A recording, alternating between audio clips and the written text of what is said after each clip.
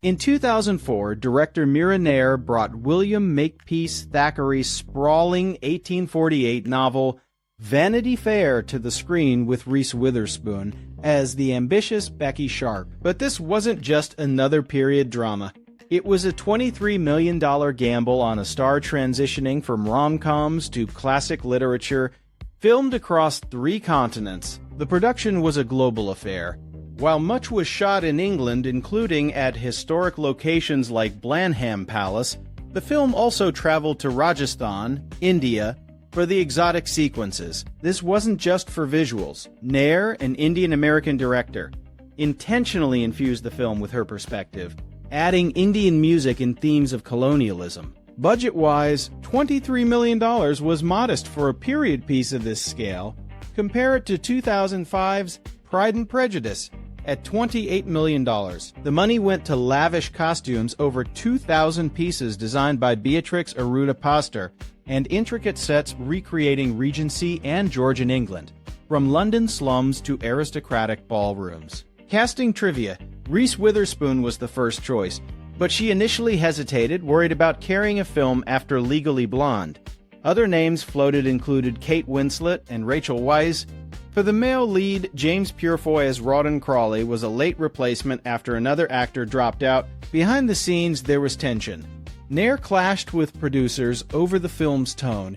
She wanted it grittier and more political, while they pushed for a more commercial, romantic feel. The final cut reflects a compromise, with some critics noting uneven pacing as a result. The box office tells a sobering story. Vanity Fair opened in September 2004, earning just $6.2 million domestically and $16 million worldwide. It failed to recoup its budget theatrically, ultimately losing money. Why? It faced stiff competition from Hero and Wimbledon.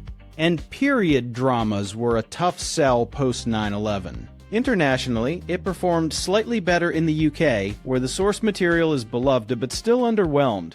Home video and TV rights eventually helped offset losses, but it's remembered as a commercial disappointment for Witherspoon between her Legally Blonde and Walk the Line successes. Critical reception was mixed. Reviews praised the visuals and Witherspoon's spirited performance, but criticized the script for condensing Thackeray's 900-page novel. Roger Ebert gave it 2.5 stars, calling it handsome but shallow. It holds a 53% on Rotten Tomatoes. Far from a triumph. Deep trivia: the film's score, by Michael Dana, blends classical European music with Indian instruments like the sitar, reflecting Nair's vision.